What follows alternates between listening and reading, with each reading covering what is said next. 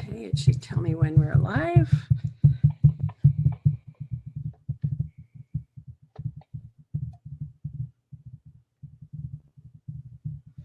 All right, so we are live. Let me go ahead and I see you there, but I don't see me there. How weird. All right, let me go ahead and change this and I'll make there we go. All right, good. Let me go ahead and undo this. Super, everybody. Hello and welcome to our Facebook Live with Dr. Valter Longo. I'm very excited. I've been looking forward to this for a while. I've been very fascinated by your work on the fasting mimicking diet and longevity and fasting, and I can't wait to ask you some really great questions to get to the heart of it. So let me tell you before we begin a little bit about Dr. Longo. He's a PhD. He's an Edna Jones Professor in Gerontology and a professor in biological science. He's also the director of the USC Longevity Institute. He's interested in understanding the fundamental mechanisms of aging in yeast, mice, and humans by using genetics and biochemistry. He's also interested in identifying the molecular pathways from simple organisms to humans that can be modulated to protect against the multiple stressors and treat and prevent things like that we're all scared about, right? Cancer, Alzheimer's, and other diseases of aging. And the focus is on the signal transduction pathways that regulate resistance to oxidative stress in yeast and mice. And he's the author of the brand new book, The Longevity Diet. So welcome, Dr. Longo. Well, thanks for having me. Great to be here.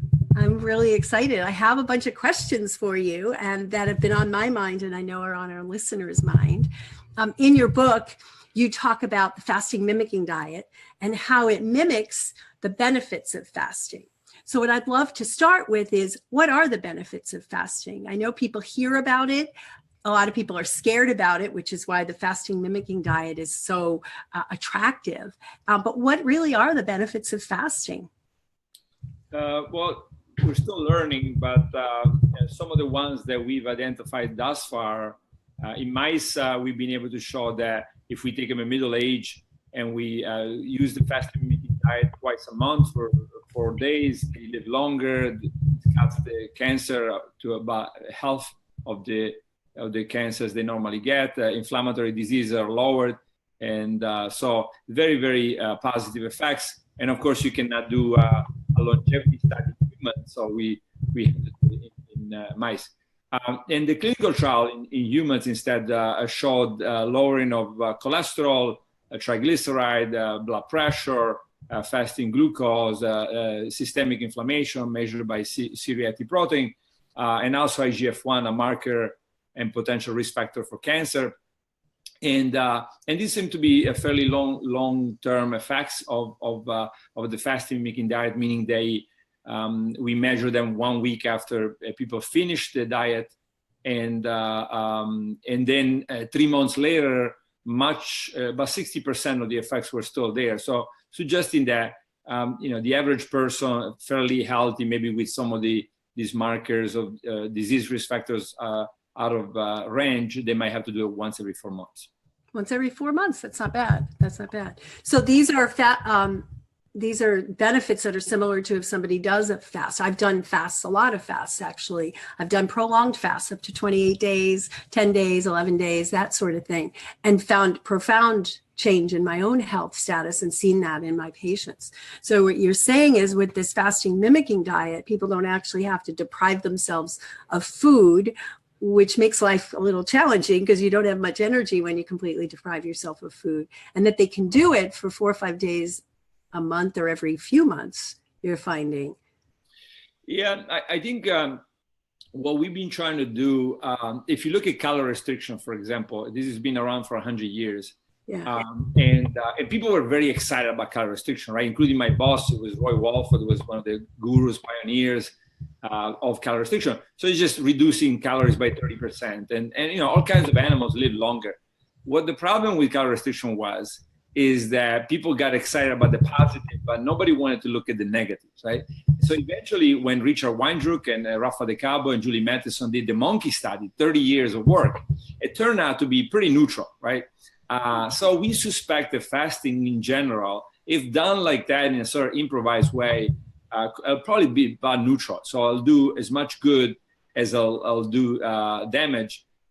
And so I think that the fasting mimicking diet is an attempt to bring it into mainstream medicine and say, well, how long?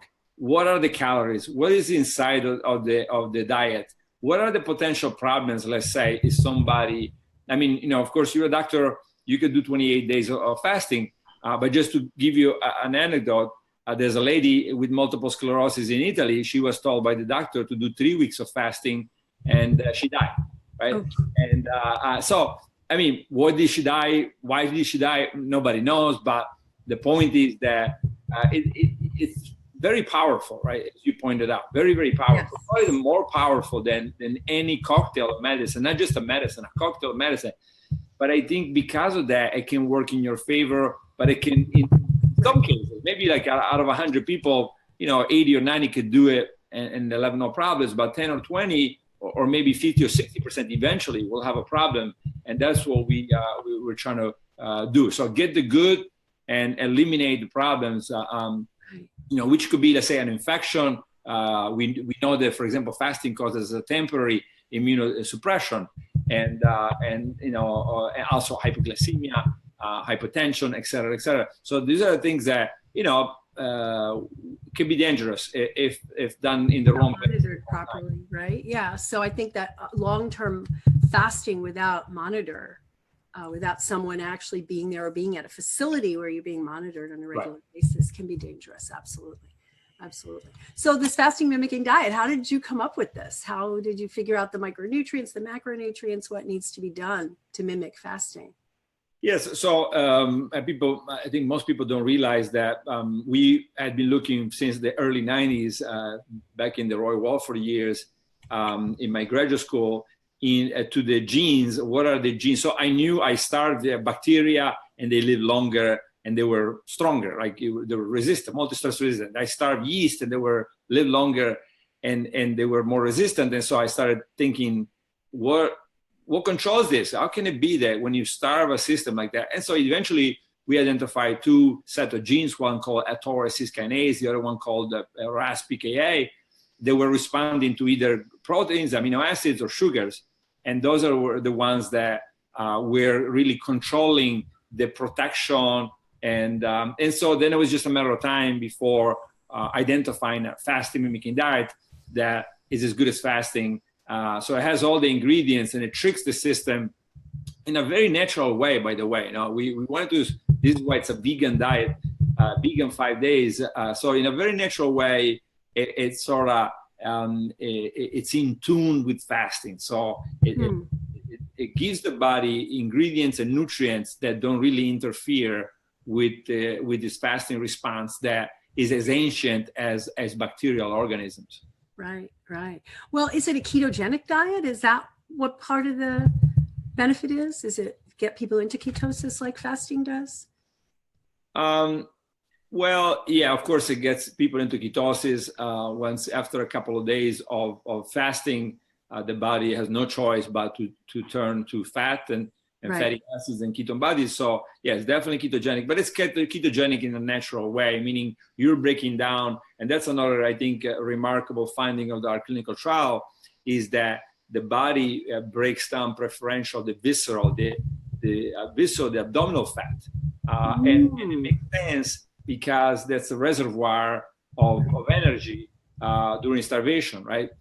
So it's very nice because when you break down, for people that are not looking for the disease, sometimes it's easier to get people to be healthy by getting them to lose weight, right? Because everybody's interested in that.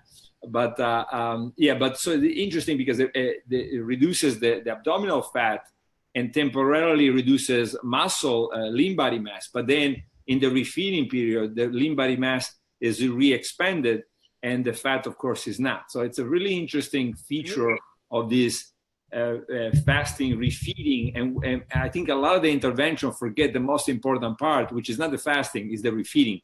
In the refeeding, you rebuild, right?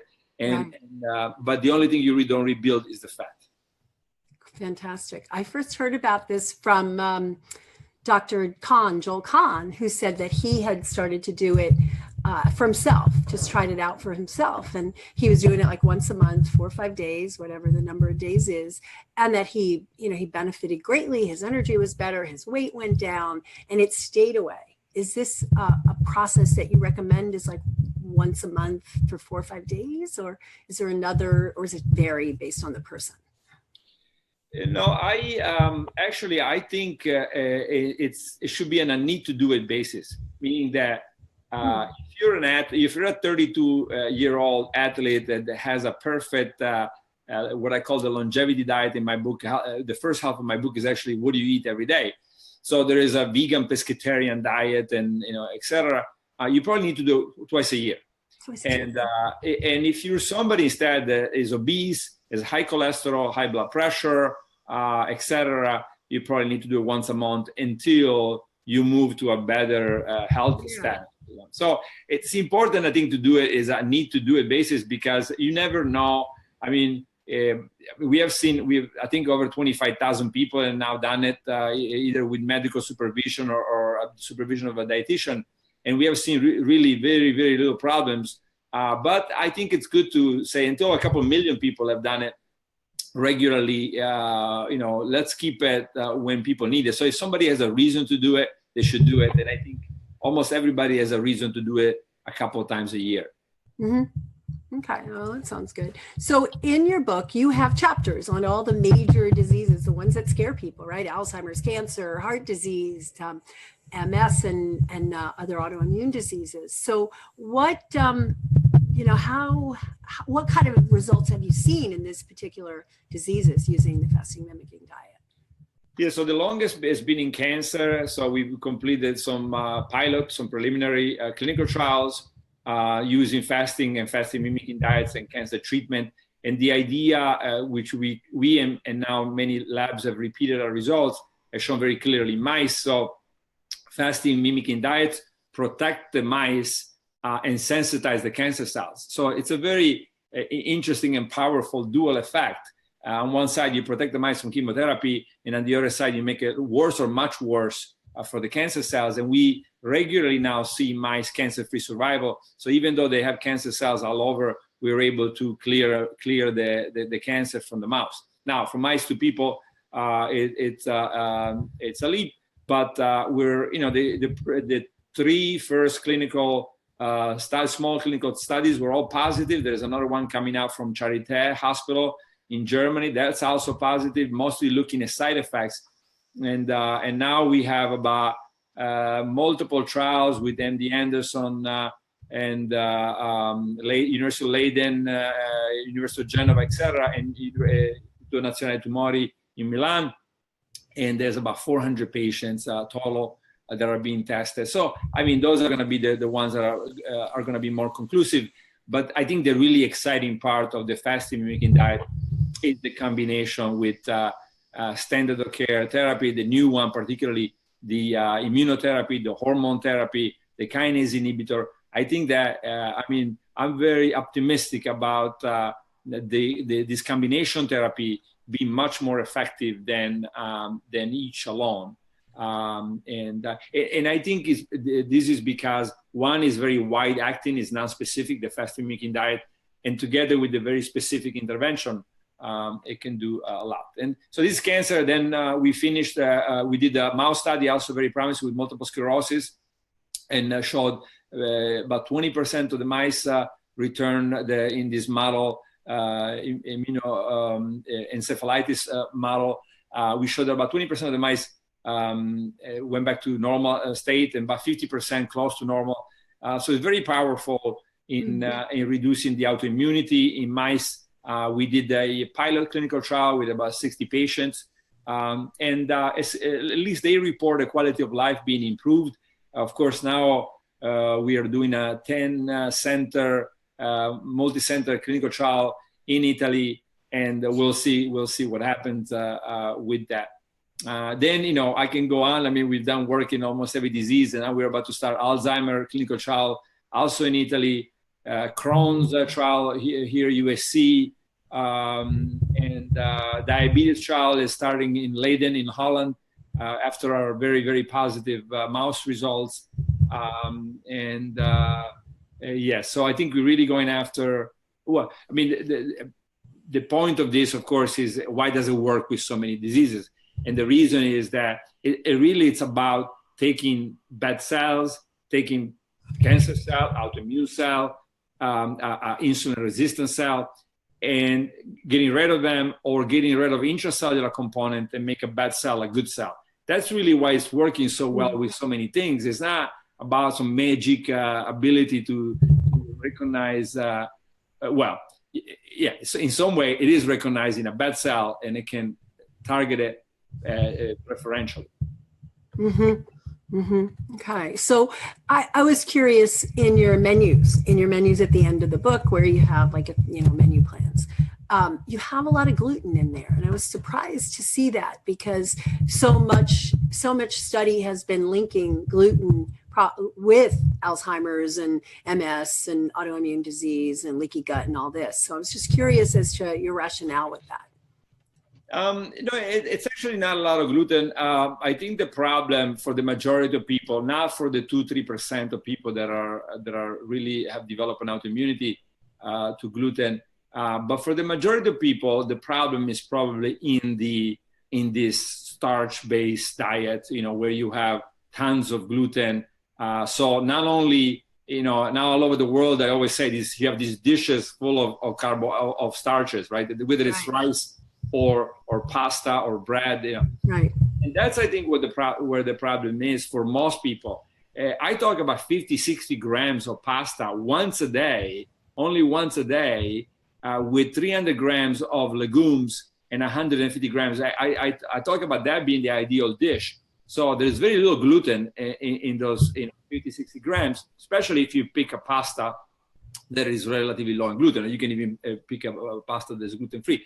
So I would say for the great majority of people, having that 50-60 grams a day of pasta, that even if it has gluten, it will not be a problem at all. We know that because, of course, in the book I talk about centenarian groups, whether it is the Okinawans or the people in Loma Linda or the people in Sardinia, Calabria, Greece. I mean, most of them, the Okinawans maybe historically a little bit less gluten, but most of these other populations had, this degree of gluten levels, and they have record longevity, right? So to the great majority of people, it's not a problem, but absolutely, if you suspect even that you have a problem, then of course you need to go to a gluten-free or very low gluten version of that. But I think already as it is, if you have just pick a pasta that is, or whatever, that has low gluten in it, and that should already eliminate the problem in the great majority of people. Okay. Yeah, my concern also is with insulin resistance, because of that much starch can promote an insulinogenic response. Well, not the levels that I have. I mean, the levels, if you put 50 grams once a day, that is actually a very low level of starch per day. Consider that would be difficult for most people to do, just because it is so low starch and you have so much vegetable in it. So I would say I actually pushed it a little bit to the limit, to the limit of compliance, because I know that if you go any further than that, people are just not going to do it. And that's something that we really spend a lot of time trying to figure out too, right? So what is ideal, but what is ideal considering what people are willing to do? Starting from a diet, the typical American or European, they start with a diet where you forget the 50-60 grams, you might have 300 grams a day of these starches, right? So now you're asking them to go to 50, that's going to be extremely difficult for most of them. If you ask them to go to any less than that, they're not going to comply. And then that's what we see in the clinical trial and also in the studies that we're doing around the world, that you have to make it reasonable. And then people, if it's reasonable change, then they can do it. And no, at that level, the insulin resistance acquisition should be minimal. Don't forget that I talk about going to 2 meals a day and do 12 hours time restricted feeding. So you're not going to be in, I mean, 99.9% of people doing that will never get to abdominal obesity in a situation where they're going to be insulin resistant. Also because we've shown in our work with the Ecuadorians down, and the mice that are growth hormone receptor deficient and the people that are growth hormone receptor deficient, there seems to be the protein that is the link between the high carbohydrate diet and obesity and insulin resistance. So in these subjects that have low growth hormone receptor, which responds to protein levels, they're obese and yet they don't develop insulin resistance. So the low protein diet, we think, also has a lot to do with the diabetes acquisition.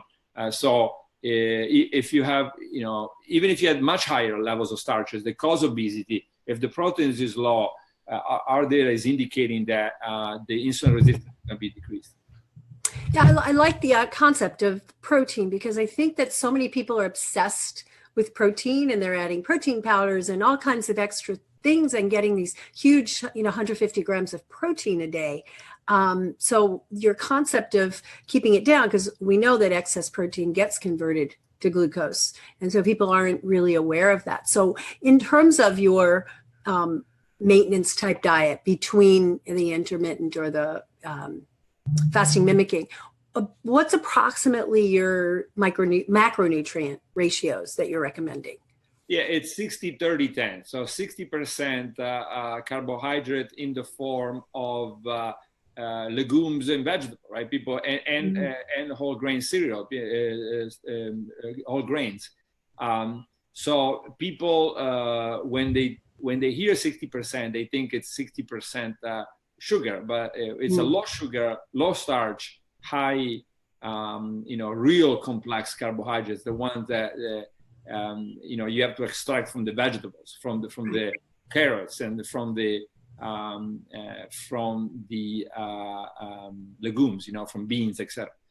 So 60-30-10. So 30% fat. Why is that? Well, it should be good fats, of course, the olive oil and the nuts, the salmon, etc. I mean, the data is very positive, but also is dangerous to, I think, go much higher. Why? Because we really have never seen anybody go that much higher in this long-lived population.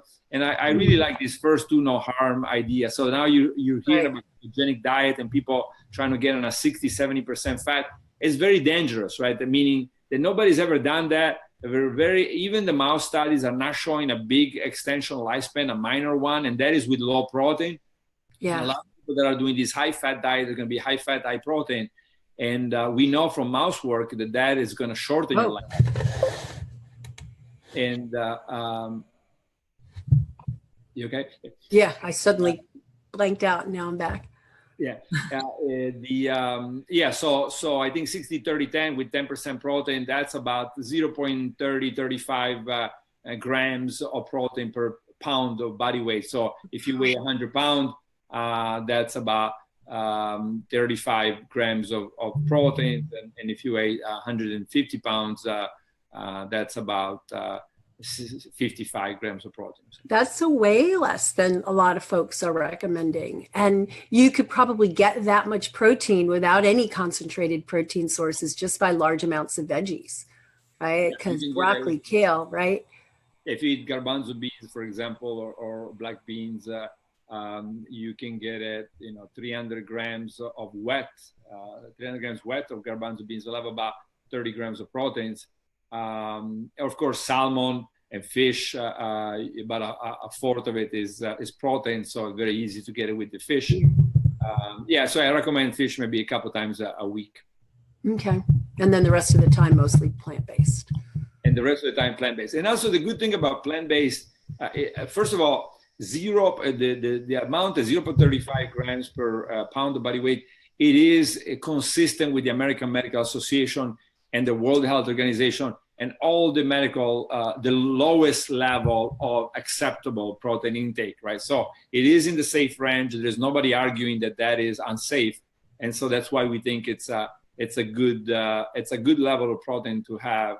And there's really no data suggesting that that level of protein is somehow detrimental.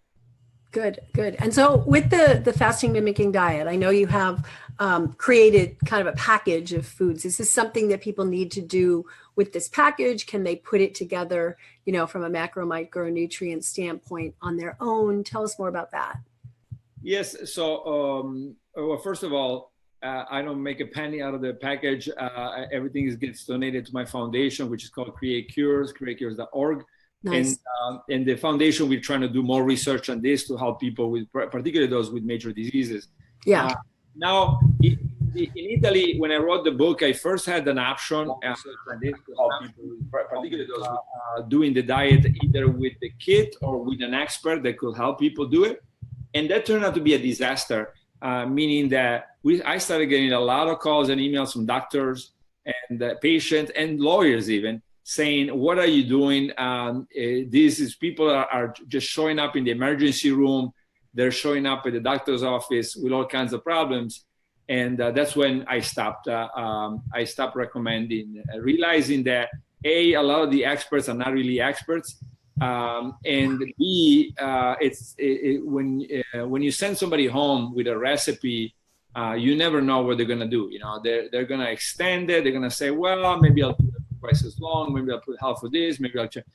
And so it was impossible to really know how this was implemented. And that's why we say, do it with the kit. It's not that expensive. In the United States, we looked it up, and actually the average middle-class American spends about $190 between drinks and food per week. So this is just a little bit over that. And that's what the cost of prolonged fasting mimicking diet is. And you do it maybe 3 times a year. I mean, we're really looking at a couple $100 a year of an investment to do this 3 times, and considering the cost of food. So I think that, that's a good way to go. Hopefully at some point I'll be reimbursed so people can do it, and then get reimbursed. Wouldn't that be nice if insurance starts to actually reimburse real cures instead of medications that just slap Band-Aids on, right? Yeah, I hope so. I mean, eventually they're going to figure out soon enough, we're going to publish on the risk of the 10-year risk of developing disease after doing 3 cycles of the FMD. And so that'll be interesting because, if we can show statistically that, and of course we have to do larger trials, which we're trying to do. But if we can show that you can lower the 10-year risk of the disease development significantly, then I think insurance companies may also start being interested, and hopefully that will make it free for people. That would be awesome. So I'm just curious. So for people who do fast and they have no problem fasting for 4 or 5 days, like me, I'm a veteran faster. Would I get more benefit from fasting, or the same benefit from fasting, 3 times a year, 5 days, or the going on the fasting mimicking diet, or it all works out in the wash?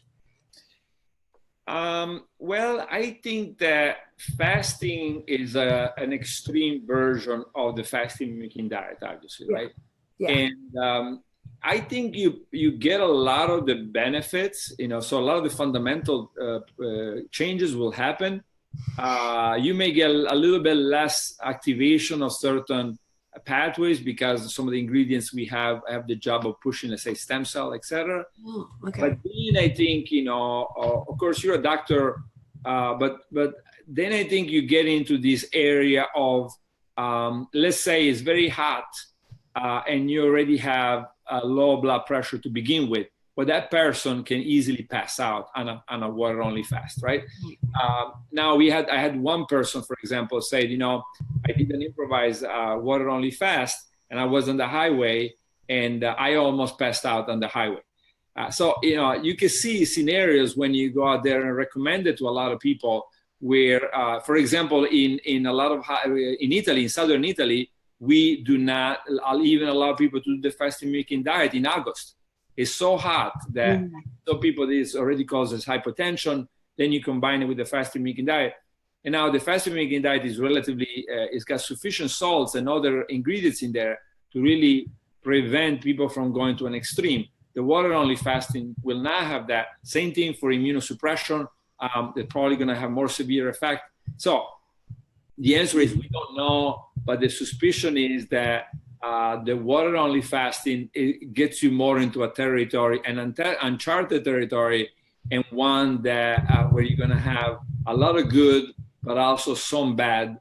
And we need to learn much more what that bad is, and to figure out, how do the two things compare.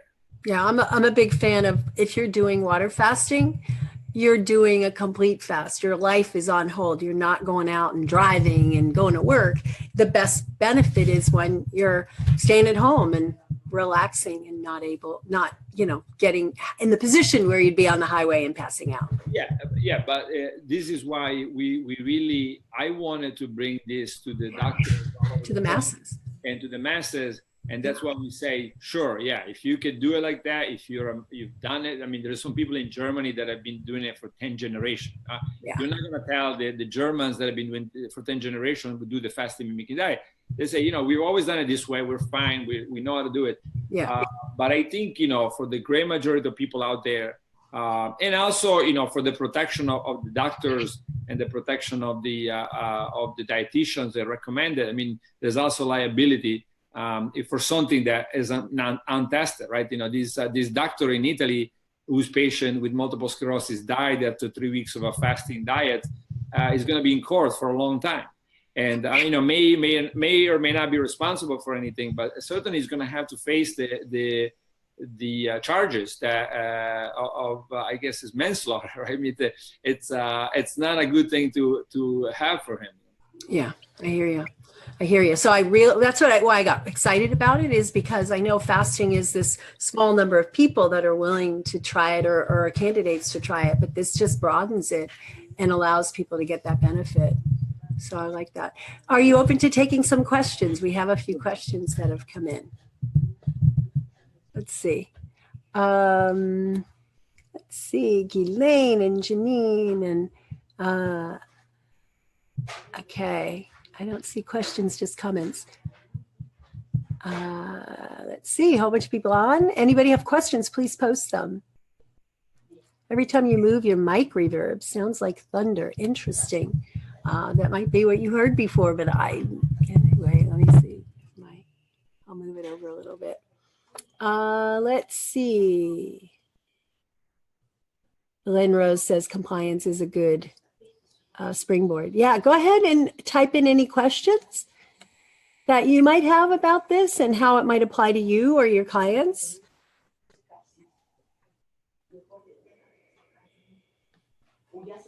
Anybody? Let's see. Nope, I don't see any. Well, all right, last chance for questions. And team, if I'm missing questions or comments, go ahead and type it into my Skype and I'll answer them. Sometimes I don't see them all on the screen, so we'll see. Nope, I'm not seeing anything there. All right. Any questions? Lynn? I see you guys on? No? Yeah, so Lynn said she ordered the book, Waiting to Read. So let me give you the link to the book. The book, we have a shortcut link to get you to Amazon to buy the book if you want to. I think it's well worth it. It's drritamarie.com/go/the longevity diet. I'll put this into the chat on Facebook. Comment.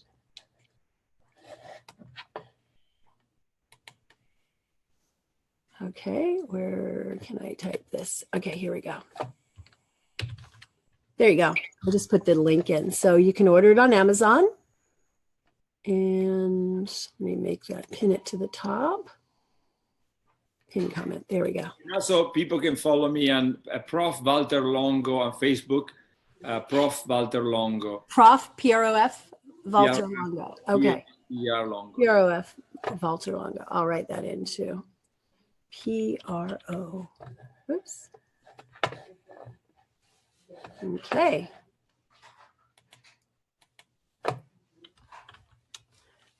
While I'm writing that, is there anything else that you think that I missed asking you about that you really want to share with folks? No, I think you covered it pretty well. On Facebook. Great. Great. Yeah, so I don't see any more questions. So we'll go ahead and end, but let's see if anything else.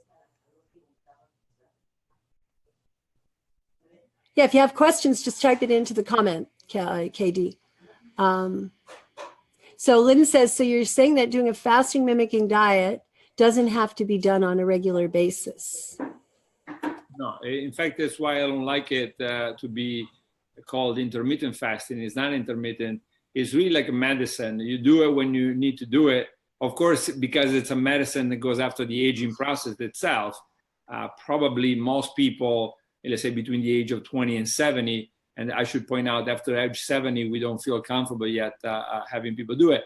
But yeah, a couple times a year is for everybody. And then more than that, I think it should be on a need to do it basis. Great. Super. And then Alma says, how about increased heart rate while fasting? How and why does that happen? We don't know. I mean, it happens in some patients. It was not a major problem or a major side effect in the clinical trial. It may be one issue to be careful with is protein deficiency before the entering. So if you're severely protein deficient, this could cause some heart problems, especially if you then in the fasting mimicking diet, you become the diet has even a lower level of protein. So you're combining now the malnutrition with the temporary undernutrition, and that could be a problem for the heart. Yeah. Okay. I mean, it's going to be fully reversible, but I think it's important to go into a fasting or fasting mimicking diet, making sure you're well nourished and you've had enough proteins and enough vitamins and essential fatty acids, etc., even before you start. I mean, the kit has a lot of it in it. It sort of takes care of these problems. And that's what we also had in mind when we did this. Water-only fasting instead, of course, pushes you to a much more extreme limit. Yeah. And so, especially if somebody does water-only fasting, that much more important reason to be very, very well nourished before you start it. Before starting. Yeah. So I noticed in the book, you talk about like, what do you do in that 7 days beforehand to make sure that you're well nourished going into it. Right. So that's good. I was glad to see that. Ghislaine asks, what about intermittent fasting? Yeah, intermittent fasting is a word that doesn't really mean anything.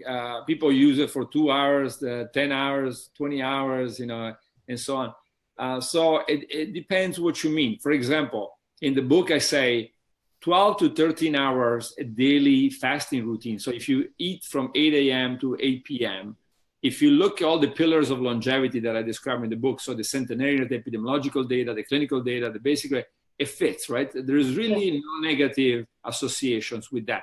If you go lower than that, if you say eat for 6 hours a day, and a lot of people are now going into this severely time-restricted feeding, now you start seeing the problems. You see problems with publication, multiple on gallstone formation, gallbladder removal. You see publication on several, including our own work now, which we haven't published, that if you skip breakfast, your chances of cardiovascular diseases and overall mortality go up, not down, right? So for a lot of people, 16 hours of fasting will mean skipping breakfast. And that's where now you see the problems, right? So I say intermittent fasting, again, doesn't mean anything. So you have to really understand, and I encourage people to read the book, understand, first do no harm. So go 12, 13 hours is very good. There is, it's got very good effects. It's easy to do. There is no reason to go to 16 hours unless you have a real problem. Like you say, you're obese and that works for you. If a doctor follows you, maybe for a couple months, it may be okay to go to a 16-hour fast. But I would not have this for years and years, because now you get into a territory that is poorly understood and in fact is associated with increase problems. Interesting. And I think the other way that people talk about intermittent fasting is 1 day a week or 2 days a week that are not consecutive. You do like a 23, 24-hour fast. So you just do dinner to dinner or lunch to lunch or breakfast to breakfast. Yeah, and the potential concern with that, I always talk about sleep and food intake as being two very similar things, right? So imagine if somebody said, you take off a couple of nights a week, go out and you don't have to sleep, all right? But because you can compensate in the rest of the week, right? We all immediately say, no, that's a bad idea. And, we don't know yet, right? So there are obviously benefits of doing this fasting twice a week and in 2 days a week. But it is disrupting your circadian clocks, is disrupting your rhythm. And so, now the body likes to see the meals at a certain time. All of a sudden you disrupt it. And the concern is sleep problems. And the concern is also metabolic jet lag. So those are things. It could work very well for some. It could work very poorly for others. And so I would be, monitor carefully what the potential side effects are when you go back and forth. And if it doesn't bother you, it may be a good thing. Maybe a good thing. Okay, cool. Let's see. Denise, I have low blood pressure, underweight, so water fasting is not an option. So I'm eager to learn about the fasting mimicking diet. I have AL conditions plus dysautonomia and can't tolerate any sugar. Maybe this will be the answer to my prayers. Definitely worth looking into, Denise. Yeah, I mean, obviously you need a doctor that knows their condition very well. And, whenever there are pathologies involved, we usually like doctors to talk to, somebody that specializes in fasting and fasting mimicking diet and somebody that follows her particularly to talk to each other. Because, you have to sort of solve some problems that could be very beneficial, but it could also be I always say if it's a severe enough disease, it should be handled like a N01 clinical trial. So you should have an informed consent. It should go to the patient and say, look, this could work very well for you. It could also hurt you. Are you sure that's what you want to try? Right? Because it's oftentimes we all think about the positives of something and don't think about, I used to do that. Maybe my PhD background. And then I learned, when you start doing clinical trial and following a lot of patients, that you always have to think about the what if it went the other way, right? And it can certainly go the other way, particularly for people that have diagnosed diseases. So, this is not to discourage people. Very powerful, can be very beneficial, but somebody has to know really what our problems are and what the consequences of a fasting mimicking diet are in their particular case. Great advice. Alma says, I had excruciating low back pain on days 4 to 5 of my fast. Is this common, and why does that happen? Yeah, very common. I've been told it may have something to do with the cartilage. Nobody knows. It's temporary. It goes away when they go back to the normal diet. But yeah, very common. Great. Janine wants to know, where do you purchase the kit? The kit is sold by El Nutra, and it's Prolon. It's called Prolon, Prolongevity, Prolon, and I think the site is ProlonFMD, fastingmimicking.com. www.prolonfmd.com. Good. Okay, good. There was one other. Yeah. Juice fasting addresses a lot of the issues of water fasting also. Do you want to comment on that? Well, juice fasting, again, doesn't mean anything. It depends what's in it. Some of it could completely block the effects of fasting. Some of it could be like water. Some of it could be more similar to the fasting mimicking diet. Depends what the juice is. If there's fruit in there, it's high sugar, and also some vegetables, relatively high carbs, it's going to invalidate a lot of the effects of fasting. So it depends what it is. We like to also have salads in the diet. People, for compliance, have a much easier time when they feel like they're eating something that It's relatively similar to the regular food, but some people don't mind doing juices all the time. Again, I would say, and you need to show clinical trials, randomized. First of all, you need to show animal data, longevity-wise, right? Because you don't want people. I'm always amazed how people think of one disease and one problem at a time, right? So something could help you prevent cancer and give you cardiovascular disease, right? So really pointless to do something. So this is why we first start with the longevity studies in mice, show that overall has a beneficial effect. And then we start going into each system. Then we move to humans. We do randomized trials. Then we look at epidemiological data, et cetera, and you look at centenarian studies. And going back to some of the comments I told you about intermittent fasting, look at the safety. So all of this, about 100% of this, is absent in this juice fast. So then you have to say, yeah, it's just an improvisation. You could be benefiting from it. You could be hurt by it. Yeah. I know for me, when I do juice fasting, even with just green juice, my blood sugar goes sky high. If I'm not careful, if I don't put fiber with it, like chia seeds or a little fat with it, then my blood sugar goes sky high with it. Right. So who knows how many different responses in how many different directions there are for so many different, genomes that people have. So somebody might greatly benefit, and somebody else with a different BMI and a different genetic background may pass out or be hurt by it. Who knows, right? So this is why we're I always tell people, when we start talking about to the FDA about moving from the FDA approval level, we were told by consultants that even the olives in the kit will have to be eliminated and replaced with something that is much more quantifiable, right? The olives. Why? Because the olive could be a big olive, it could be a small olive, it could be, different composition. And, so there is a system set up by the FDA to determine whether something is good or bad. I'm not saying that we need that kind of severe process, but certainly we don't want to go to the other extreme and say, well, just, do a juice or whatever it is, and that's going to be good for you.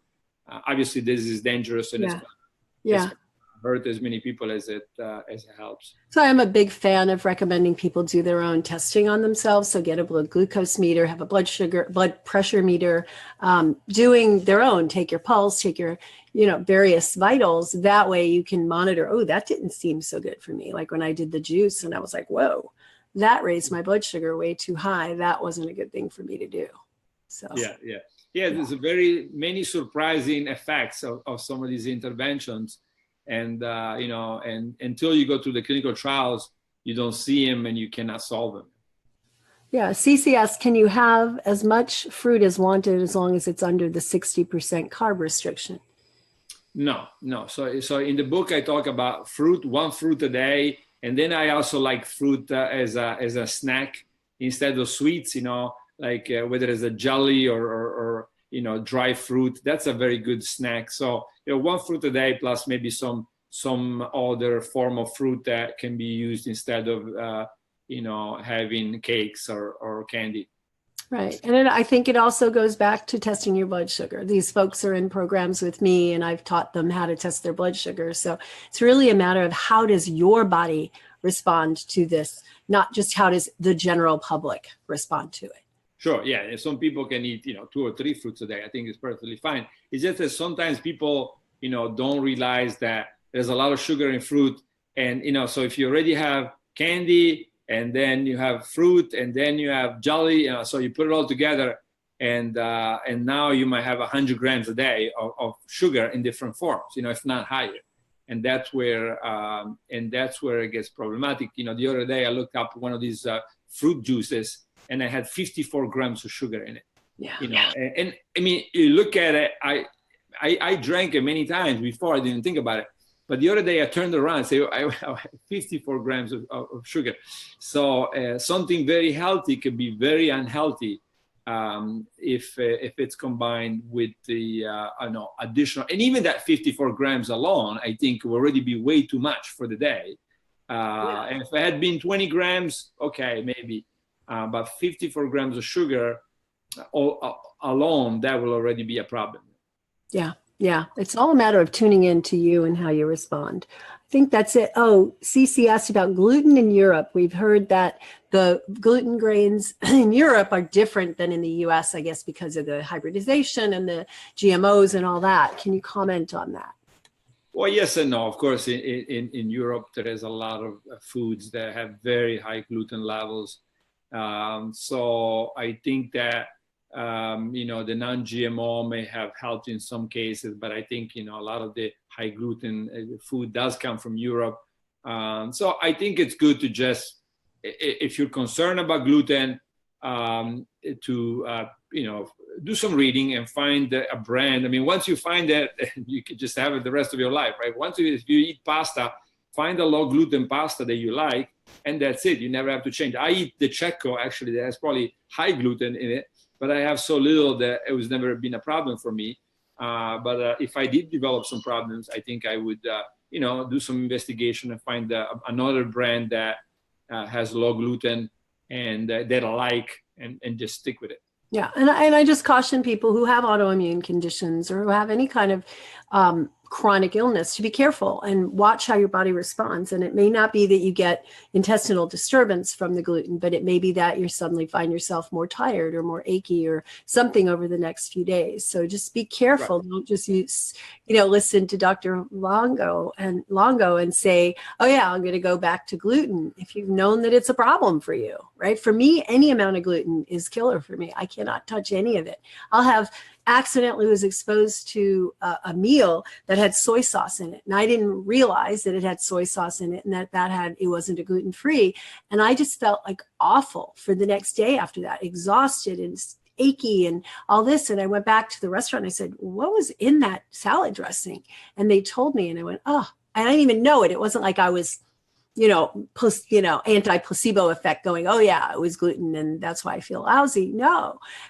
So there are a lot of folks like that are super. Yeah, absolutely. So I guess I'm referring, if you don't have any problems and your mother and grandmother and grandfather, if nobody in your family had problems that are related to gluten and you don't, you're probably okay. But of course, if you have problems, gluten is certainly, or lactose, right? I mean, I'm lactose intolerant, and if I have the same thing as you, right? Any amount of lactose, and I'm always amazed in Italy when I used to go. I remember 10 years ago, I was in Rome for a couple of months, and I said, I'm lactose intolerant, and I said, I challenged the people from University of Rome to find a place that had lactose-free milk. We could not find a single place, and yet at least 60-70% of Italians are lactose intolerant.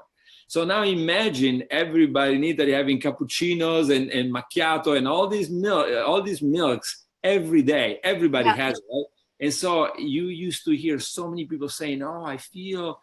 So there was probably lactose intolerance, and it was like an epidemic of colitis and other problems that may be certainly helped by the lactose intolerance. So absolutely, if you even suspect that you have problems, autoimmunities, or you have any discomfort of that type, gluten and lactose are the first two things you got to look at. Absolutely. For example, if you're Asian, it's 100% lactose intolerant, right?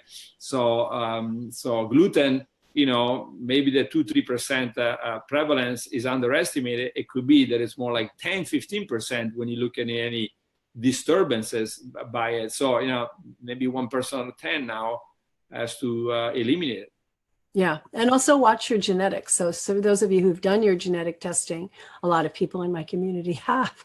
Excuse me. Excuse me. Yeah. So be careful. Like if you have the genetic tendency, then chances are good. If you have genetic tendency and you have symptoms, exhaustion, immune system stuff, then get rid of it. And then you can always test it back in after your symptoms resolve. Absolutely. So look in your family, because like lactose, very clearly, right? If it runs in the family. So if your parents both had it, then you're almost guaranteed to have it. And And Right. I would be surprised if many of the autoimmunities at least have a genetic component, as you're pointing out. Absolutely. Absolutely. Well, thank you so much for being here, for being so informative, for your book, for your concepts, for these new approaches that I think are amazing. I'm looking to see there were no more. Alma wants to know, would you recommend taking a probiotic while fasting or cut out supplements altogether? No, I don't recommend. I'm not crazy about probiotic unless you have a problem, because I think it's good to build your own bacterial population. And but absolutely, if you have a problem, you take an antibiotics, for example, right after, or you have any intestinal problems, then the probiotic in those maybe week or two following the problem is going to help you move in the right direction, because it could be the over tilting of the bacterial population in an acute setting. It could really cause long-term problems. So the probiotic can be there to block it, but not during the fasting. The fasting does its own reorganization. We're about to publish on that reorganization of the microbiota, and so let it do it in a natural way. And the fasting mimicking diet, has ingredients that help with that. But I imagine also the fasting alone would do a lot of it. Absolutely. All right. Well, thank you so much. We've been listening to Dr. Valter Longo, and his book is called The Longevity Diet. And I put the link in there, drritamarie.com/go/The Longevity Diet. So go ahead and get his book and you'll get all the details. Where's the book? I had it here a second ago. Yeah. It's a big, thick book. So, we've covered as much as we could in an hour or so, but there's so much more in the book. So go ahead and go to Amazon and grab the book. So Thank you again so much for being here. Thanks a lot. Bye-bye. Okay, bye.